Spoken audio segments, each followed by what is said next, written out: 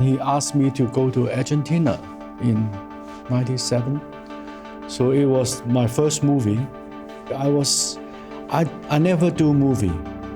So I make so many mistakes at that time, and it's supposed to have like a soundproof, like a box.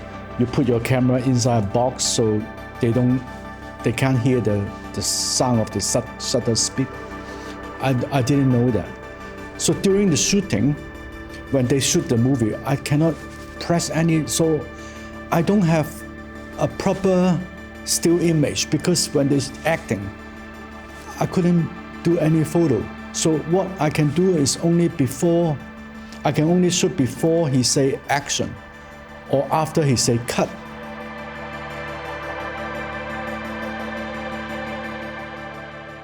I like it when the actors finish, they just sit there. I like that moment. So I still shoot that kind of making of photo. When they are not ready, when they are taking a break for the lighting, when they are finished the shooting, they're sitting down. I still shoot that kind of image. It becomes my style.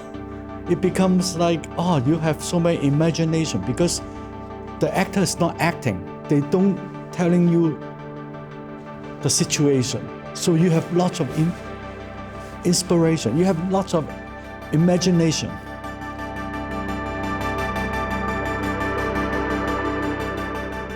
So I do a lot of like fine art touch on the photo. So he start, and sometimes he like it. So he make me even more stronger. Like he give me 100% of freedom. Like whatever you do, just go.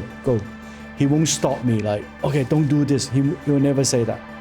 Do whatever, and he keep request anything new.